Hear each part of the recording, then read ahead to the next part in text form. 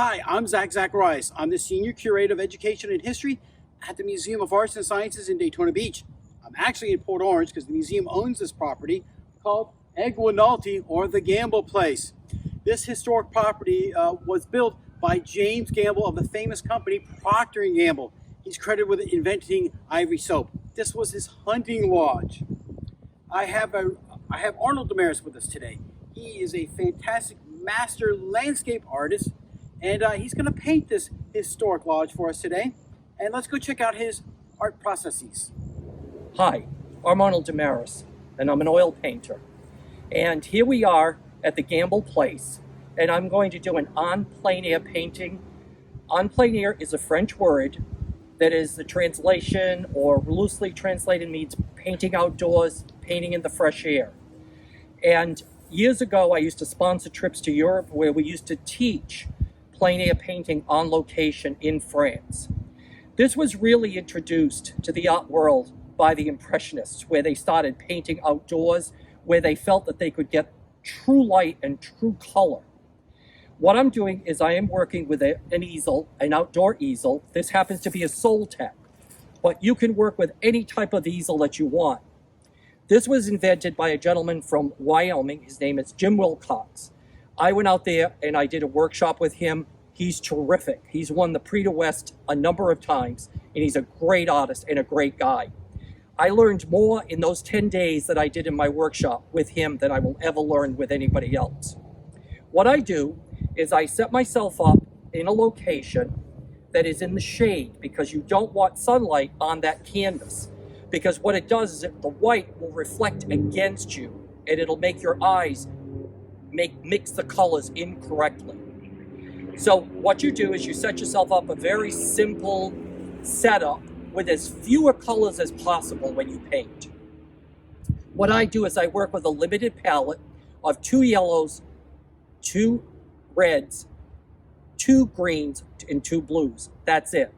And of course white, because I use a lot of transparent color. What I'm going to do now is I am going to be working on the house behind us, which is the Gamble Place. And I've set myself up so the positioning of my easel is perfect, and I can see, in this particular case, to the right side of the canvas to paint the painting. James Gamble's fondness for rustic southern architecture is reflected in the design of the main house. The house is a simple frame vernacular bungalow that was introduced at the 1893 Chicago's World's Fair and again at the 1904 St. Louis Exposition. Gamble used the popular bungalow design and incorporated many Florida cracker architectural elements. I'm actually sitting on the front porch of the Gamble Place. These historic homes, when they were built on water, usually the front faced the water. This is on the Spruce Creek River here in Port Orange. And this area had a national reputation for its hunting and fishing. This is an area where we're talking about in the Gilded Age. 1865 to 1900 was the Gilded Age, and a little bit into 1900. James Gamble was an early snowbird. He would come down here for the same reasons that a lot of other people came down from up north. Warm winters, sportsman's paradise, or for their health. He actually had a mansion on Daytona Beach, where the Silver River Bridge is, right there on Berry Island. He had a yacht called the Sea Breeze. He would sail that yacht all the way down to Ponce Inlet, and there he would spend the night at what was called the Passetti House, his boarding house. He'd pick up a smaller craft, come up Spruce Creek here, and this was sort of like his party lodge or his hunting lodge. He never spent the night out here. This was just a place they would come out for the day, hunt, and fish.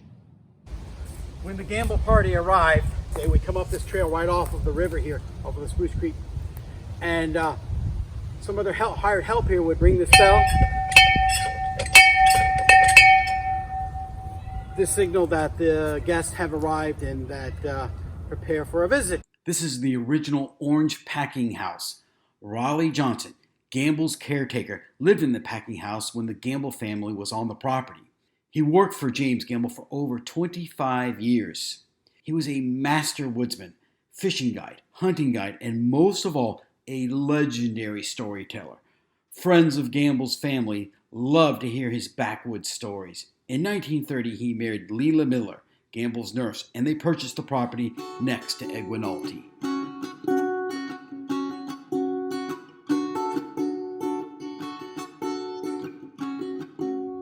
What I'm going to do now is I'm going to lay in my composition on my canvas.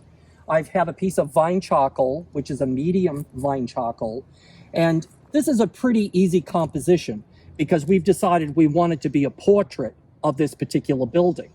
And so what I'm going to do is very quickly and sketch in the building like this.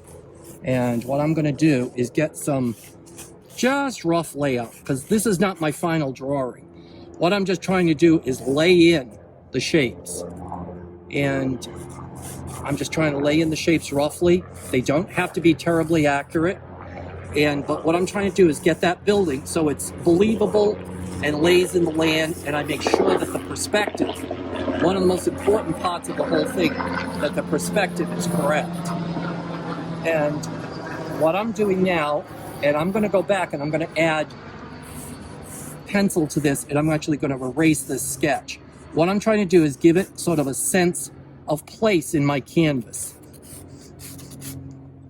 And it's a great little building because it gives you lots of things to look at and a lot of things to paint.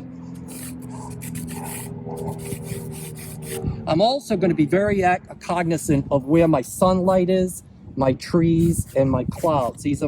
This is the tree with the Spanish moss up here, which will add a lot to the painting. It'll add a lot of composition, a lot of feeling, and it also gives it a sense of place. It makes it feel like it's in Florida, and because we have lots of Spanish moss.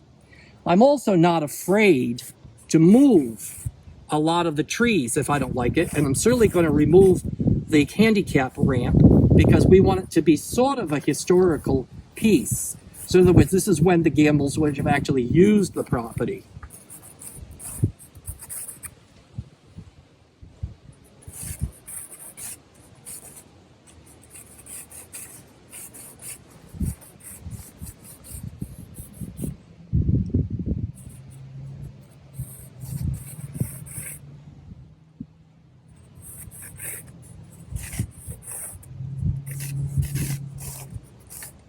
Now that's almost enough for me to capture the information that I want, because all this is about getting it on the canvas properly done. Now I'm going to switch to pencil, which I have my pencil right here. I work with a mechanical pencil, but you can work with whatever you want. And what I'm going to do is I'm just going to sketch this in very roughly because I'm very happy with my charcoal sketch. And what I'm going to do is I'm just going to lay that in ever so lightly, because lead actually goes through the paint. So you don't want a lot of lead left in your paint. And what I'm doing here is collecting information. That is all you really do when you are doing this sketch, because you don't have a lot of time. The sun only works with you for a very short period of time when you work outside. You have to be ready to move very quickly. Notice that the shadow is on the front of my canvas. That's critical to getting this painting done, because if the sun was reflecting on my canvas, I would not be able to mix colors properly and make decisions that are critical to making the painting work.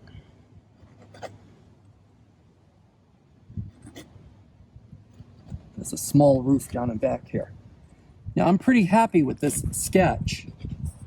And what I'm going to do is I'm going to show you what I do at this point. After I get my information collected and it's on the canvas, that's all I'm doing is collecting information right now. What I do, I'm going to put a couple of these in here because I really like that Spanish moss. And what I'm doing is I'm doing abstract shapes. That's all I'm doing is I'm collecting abstract shapes that work with the painting. Now what I'm going to do is take a piece of, I take napkins, but you can use paper towels. I'm going to erase my chalk away. And there's my pencil sketch. And what that does is it just tells me where I'm painting. I'm only collecting information right now. One has to remember that that's what you're doing. You're not painting a painting, you're collecting information so you can bring it back to your studio and do a finished painting. James Gamble was the eldest of 9 children. Born in Cincinnati, Ohio, he served in the Union Militia, the 8th Ohio Militia, called the Squirrel Hunters. He went to Kenyon College and received a master's degree in applied chemistry. He's credited with the invention of the floating soap known as Ivory Soap. The first bar was sold in 1879.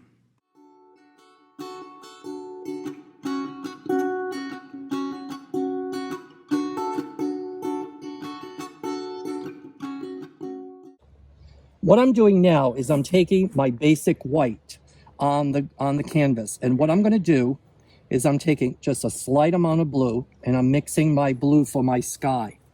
Now again, I'm not trying to do an exact coloration.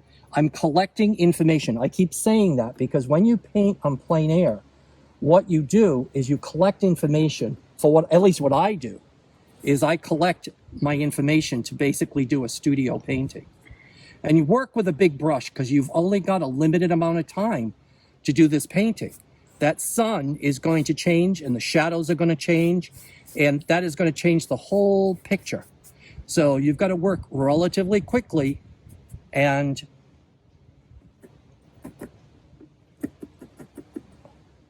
what I'm doing is I'm trying to get a little bit thicker paint here when I'm mixing this in. I'm also working with abstract shapes. You know, a lot of people think that we realists do not work in abstract, but I am judging the composition of the clouds right now that work for the painting. And what I'm going to do is I'm going to layer in that feeling of that blue sky. Now I'm going to take pure white, which I'm going to take just a little bit of alizarin crimson, and I'm going to mix that with the white, and I'm going to mix my clouds. I don't want my clouds to be pure white because my clouds they'll look like potatoes up in the sky.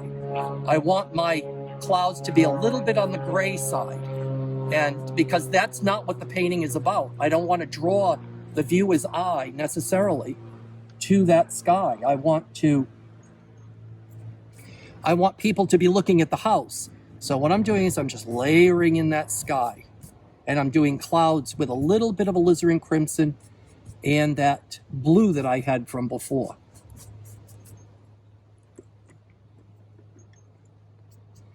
Now, because I'm working on plein air, I'm not working with a lot of medium, which you mix with your paints to make it move more easily.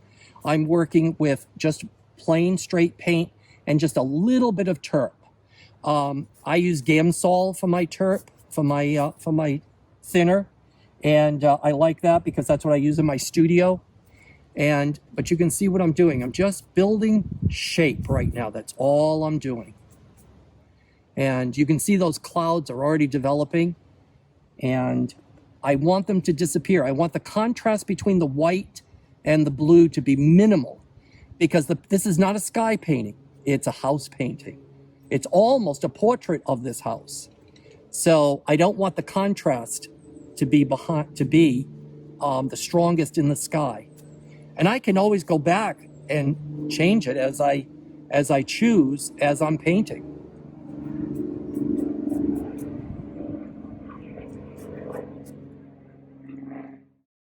I'm actually sitting on the front porch now of the Gamble Place, or Egwanulti, overlooking in bloom right now all the beautiful azaleas that James Gamble planted. He liked it to be very rustic out here. A lot of famous people actually sat on his porch, believe it or not. John D. Rockefeller, who he was close friends with. In addition, also H.G. Heinz of Heinz Ketchup fame also sat on this porch. And we also had a president, I believe Grover Cleveland, also sat on this porch. So it's a beautiful place. Even though it's close to town, it really has the feeling of being in the middle of nowhere. James Gamble was also a local philanthropist in the area. In 1904, Mary McLeod Bethune reached out to James Gamble, son of the Procter & Gamble co-founder and a regular vacationer here in Daytona area. Bethune told Gamble she wanted more than just money. She needed someone who would share her vision for giving underprivileged black children more opportunities. Gamble was so impressed with Bethune and her students that he bought into her vision wholeheartedly. He not only became the chairman of Bethune School, but enlisted the support of other wealthy businessmen, including John D. Rockefeller. James Gamble was like any other wealthy person. He was a super wealthy person, and he had a lot of toys. This would have been one of them to entertain guests, this Silvertone phonograph. Let's see if we can get it to play here. And I'm going to crank up this handle here. This would have been quite a luxury item. This is probably, there's a switch here. And so they would have had some recorded music. Of course, we can thank Thomas Edison for that.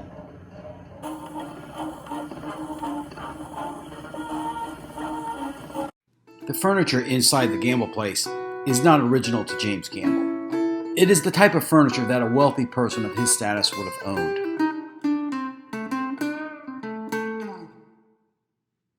So the floors are really magnificent here in the Gamble place, the bungalow. And they're actually cut from a pine tree called the longleaf pine, the heart of the longleaf pine tree. And when you lacquer them up like this and polish them, they get a beautiful orange reddish glow. So now what I'm going to do is I'm going to try to get the roof line in. Now we're sitting at a very strong perspective and my sketch is not as good as it should be. So what I'm going to do is I'm going to take some of the blue and the green and I'm going to mix it right here. And I'm going to try to get that perspective a little bit better. The roof is green, so I want it to be sort of a yellow green. So I'm taking some of the yellow ochre and I'm mixing it with my green just to get that exact color. And I'm going to tone it down just a little bit with a red. And I'm going to try to get this line perfect the first time. And I want that perspective to be stronger. And although my sketch is right there, I want to correct it and make it better. The sketch is, again, just a suggestion. And what I'm doing, when you do a plein air painting, what you're doing is collecting information. That's all you're doing. Because you don't have time to do a full studio painting. What I'm doing is adding a little bit of yellow in this, right in the foreground, because I want that to look like it's closer. Warmer colors come towards you. Cooler colors go away. So what I'm doing is I'm going to actually make this even cooler out here, because you want that roof line to move away from you visually. Just like that. Just like that. Now what I'm going to do is I'm going to take yellow, pure cadmium yellow, and I'm going to mix that in because this roof is actually closer to you. So you want it to be warmer and look closer to you. And the sun is just perfect today to do this. We're in a great location and the sun is reflecting beautifully on that green roof. So you want to make the most of it. Just like that. Now what I'm going to do is I'm going to mix a darker green for my shadow. And you can see the shadow on the roof coming off right there. So that's what I'm going to capture right now, is capture that shadow. Right there. Just like that. I'm also got this, when the sun is out, the sun is behind the cloud for just a minute. I'm going to just add a little bit of shadow right there because it is there. I can see it. Also, the dark side of the house is even darker green. So what I'm going to do is I'm going to do a very strong dark line right there. And right there. And also, I'm going to add just a little bit more. Right here. And right there. Excellent. And that's the shadow part of the house. Now what I'm going to do, I'm going to take a little bit of alizarin crimson, yellow ochre, and I'm going to do the shape next to the porch. Just like this, because there's a very dark shadow right there. And I'm going to start building my shadows. Because those are the very important shapes in the painting that are important to building the character of the painting. And I want them to be able to be read legibly.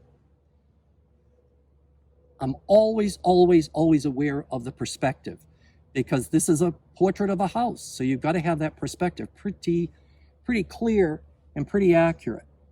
I'm going to take a little bit of that red because as it gets closer to me, I can see red in this foundation. Like that. Just like that. Okay. Just like that. Now, I'm going to take a napkin I like napkins because you never have to peel them off a roll of paper towel or anything like that. And what I'm going to do is I'm going to take white and I'm going to mix my first yellow, because the house is yellow. It's a very pretty sort of, I'm going to call it buttercream yellow. And I want to mix a dark yellow because I'm sitting on the shade side of the house. So I got to cool it down, and I'm putting some blue with it and some alizarin crimson. Because what I'm really doing is creating sort of a brown. And that's the shadow side of the house, just like that.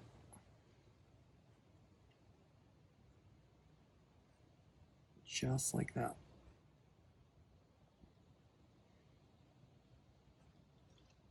And I'm going to try to go as close as I can to that. And I'm going to take more, I'm going to mix a little bit warmer yellow. And I'm going to do this pot over here, because this is just a little bit closer to us. So I want to do this in a warmer yellow than this one. Even though it's a cool yellow, it's got to be a little bit warmer.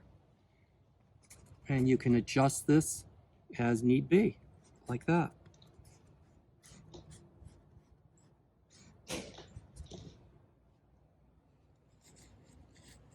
Now what I'm going to do is I'm going to lighten my cool color, my first color.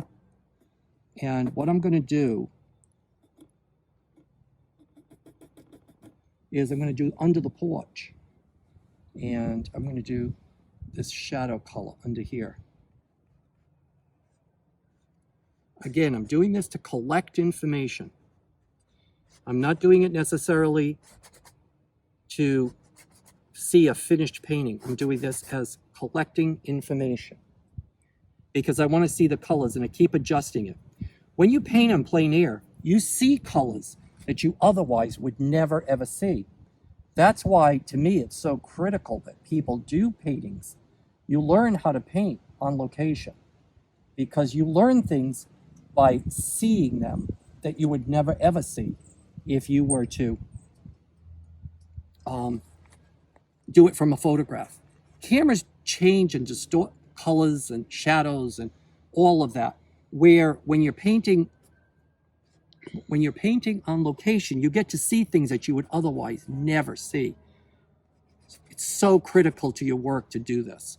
It's also such a great learning curve so that you can bring all of what you learn, because you have to work quickly on location. So what you do is you work very quickly and you're learning very, very fast. Okay, now what I want to do is this front part of this yellow house, and I want it to be a very, very bright yellow, because that is the front, and that's where the sun is casting. The sun just went behind a cloud a little bit, but I think you can see that this part of the house is much warmer.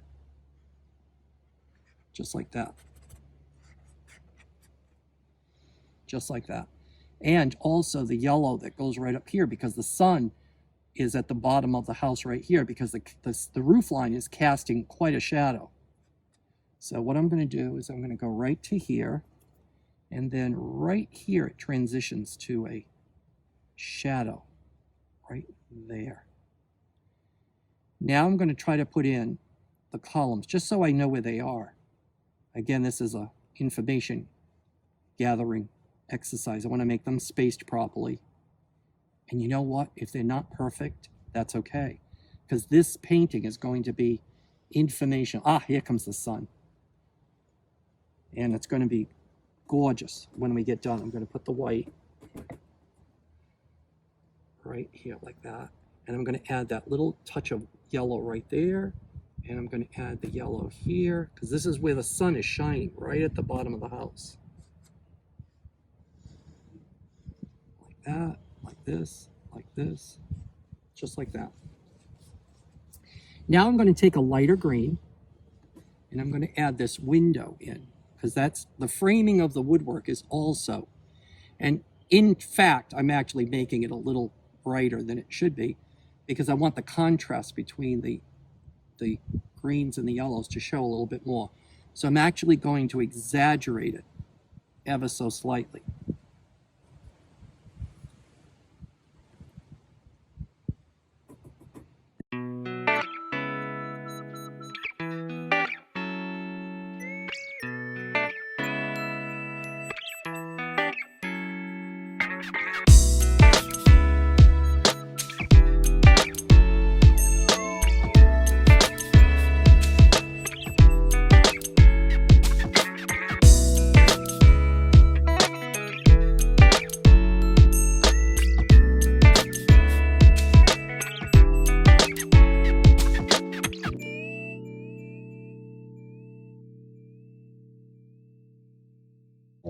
What I'm doing now is I'm just adding detailing to just get the feeling of where the windows are and the detailing in the depth.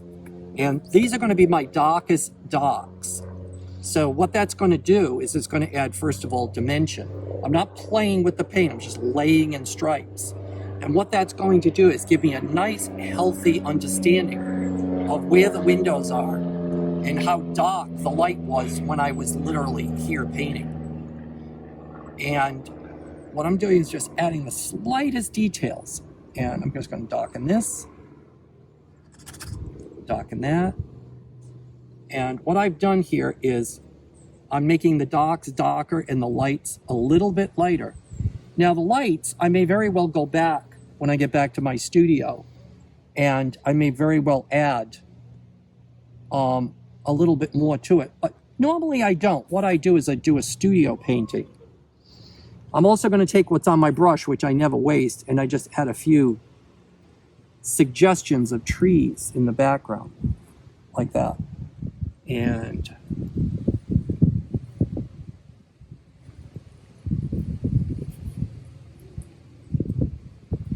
so what I've done now is I've collected just about all the information that I need to go back to my studio and actually do a very healthy painting. And which is exactly what I did, and we're going to show that to you in a few minutes. And what I'm doing is just darkening the darks and just adding a little bit of detailing.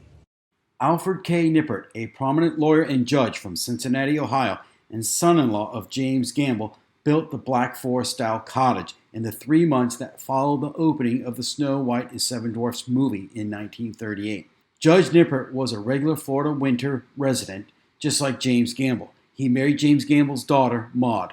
I'm standing now in front of the Black Forest Cottage, inspired by the movie Snow White. This originally was going to be built for the grandchildren as a play area, but it became very sophisticated, became more of a place for the adults to hang out. It's really quite amazing. It was built a year after the movie Snow White came out. And it's basically based on Gothic architecture. It's really unique. I don't know of anything else like it in the state. Let's go check it out. It has a really cool doorknob. It's this woodpecker. Check this out. So if you want to announce that you are a guest,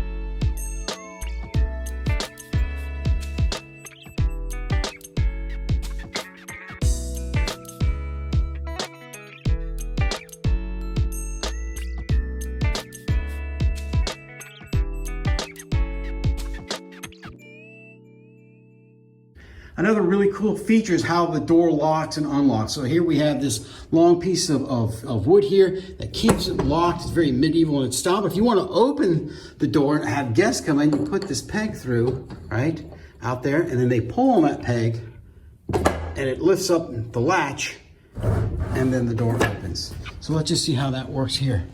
Come on out here. Here's this Gothic door. Get closed. So it's open. And I want to open the door, I pull it, push on the door, ta-da, I'm in. Now, close it again. If I want to lock the front door, pull it out. Great system, awesome. This Black Forest Cottage has got a lot of really cool features. A lot of craftsmanship went into this. I'll show you something really unique. So how do you open up a window? Let's check it out. There's 2 wooden latches on each side here. Undo these latches, I pull the windowsill out, and now I can open the window down to the drop sash window. And I can let in the warm spring air into this magnificent place for kids and adults as alike. It's really an architectural marvel. Even though it's small, doesn't mean it's not magnificent. You can see my palette is pretty clean. And what I've done is I've mixed my colors and I've kept them very separated. This is the process that I use. I start with my warm colors, my yellows, my reds, my greens, and then my blues. I always add multiple squeezes of white because I want them to stay as clean as possible. Here is my turp. And what I've done is I've put a small jar inside of a coffee can or a tomato can. And what I do is I cover that so it doesn't leak. I've traveled to Europe many times with exactly this method. This is my impressionist version of a finished painting. Now, this is what I did here on location. I did this in about an hour to an hour and a half, and I used a limited number of colors. What I've done, and that is all I use these for, is to collect information to bring back to my studio so that I can improve it when I do a highly detailed version. Here, I have the finished version, which I did in my studio, which is a perfect portrait of this particular property. This is the Gamble Place in Port Orange, Florida. If you are interested in learning how to paint with oil, I suggest that you get some great books. There are wonderful books out there. The one that I used to use when I used to teach was this particular one. It's done by Margaret Kessler. It is a very simplistic book, but it is well done. It also teaches you how to work from photographs, and it suggests how to work on plein air. This is a great book. I think you could still get it online. It's a soft cover and it's very affordable. This is not an expensive hobby. You can get into it very easily and it give you years of pleasure.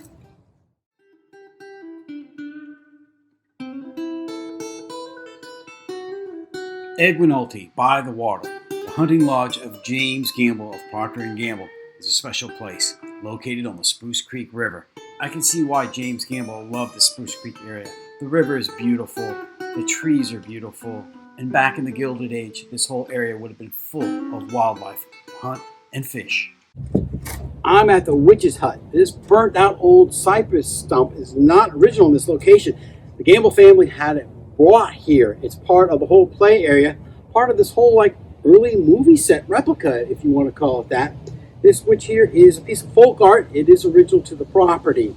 These are really amazing historic buildings here. I hope you enjoyed this presentation today. My name is Zacharias. I'm the Senior Curator of Education and History at the Museum of Arts and Sciences. Thanks for watching.